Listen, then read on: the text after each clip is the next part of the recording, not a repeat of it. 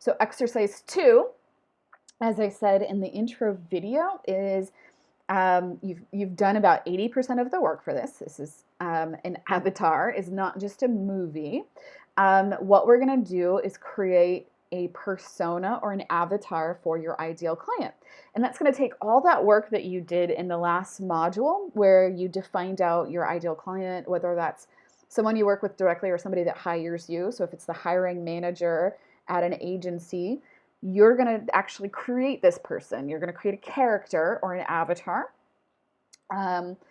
And you're going to think about what needs and desires you're solving for him or her in the financial, emotional, and personal areas, right? So you've done a lot of this stuff. This should be mostly review, unless you got a little tangled up in the last one, and some of this might be moot. But, financial benefits, anything related to money. Emotional is relating to well-being, spiritual or mental health.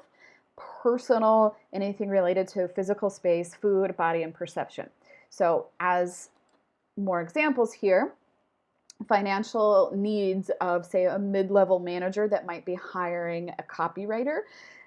They have a financial need for regular income from their job, which means that they need to keep their job and make their boss happy. So by hiring you, you need to make them look good, right? So they can keep their job, and which provides them with stability and freedom in their regular life, and be able to take a vacation because they have this copywriter that they don't have to worry about what you're doing. They trust them.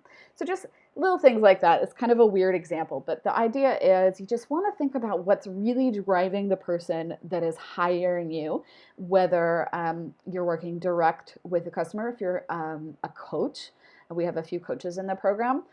You're going to be thinking about the problem, the emotional, personal, and financial needs of the client that you work with directly. And if you are a traditional creative freelancer, a designer, a copywriter, etc., you're going to think about the hiring manager. It may or may not be a single person. You might be working with large companies, so it's whoever you're actually working with. And you can do this with multiple clients if you have multiple stakeholders. So if your ideal client, for example, is a large nonprofit agency, there's going to be multiple stakeholders who have to have buy-in on whether or not you get the bid, right? So you might want to do a couple of these and just think about it. I've gotten a sample. There's a sample exercise in there, and this is really pretty close to my actual ideal client for a reference. And the reason to do this whole exercise, the reason why you're doing this, even though you've done all of this client work, I know it's like, why do we keep doing this? The reason is manyfold. For one thing, by doing this, you're going to put a name to your ideal client and think about this person when you're creating for your brand. So what I do with Christina here is every time I write an email to my email list, and we'll get into email marketing later in the course, I think about Christina as if I'm writing her a letter, right? That's how I write my emails. And that's how I often write blog posts. I'll think about what would Christina need to hear, right? That sort of stuff. So that's the value of this. You can do your own template. But generally the idea is, just talk a little bit about some of their key personality traits, the problems that you're solving, the emotional and financial benefits are what you want to keep in mind when you're answering these questions. And you're going to kind of refine again your unique value proposition at the very end in the why will he, she come to you instead of your competitors. Make sense? And if you get really stuck on this, if you're still really having a hard time narrowing down your ideal client, I have a bonus exercise in the resources tab called the personal inventory worksheet. And really it's for you to answer about your own stuff, but with the intention of sparking ideas for who that client might be. Because oftentimes our ideal client is some version of ourselves, or something reflected back at ourselves. So think about it that way. Your third exercise this week is going to be a brand messaging Mad Libs, and this should be a pretty fun little exercise as well. As I said earlier, consistency is really, really key in everything that you do from a branding standpoint. So you just want to start getting in the habit of using consistent messaging.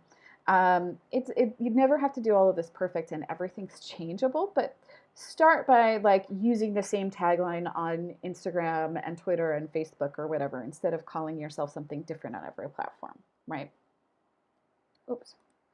So, yeah, as I said, consistency is key to brand, and a good tagline or introduction for your website or your social media is really your key value proposition or your special sauce in conversational or layman's terms. Your tagline should generally kind of answer what you do, who you do it for, and why you do it, or what benefits you provide. So this is a really simple statement is I help X do X so they can X. I help entrepreneurs build online businesses so they can work anywhere. Makes sense? Like super simple stuff. So you've got a template. Again, you can create your own if you'd like. But just start by writing out that Mad Libs type statement. I help blank do blank so they can blank. You've done versions of this before in the last, I think, 2 different modules, multiple experiences.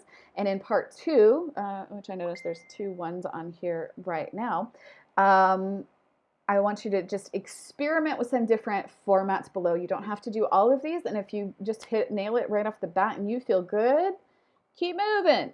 If you don't, just play around with it and like just find something that feels good to you. And your assignment is to just start updating your social profiles and your taglines into what you do. And so some of the examples are just, start framing it as do this thing. I do this thing for this type of person, right? Who doesn't want to do this, right? You can just kind of play with how you phrase it, but they're all just variations on that first theme.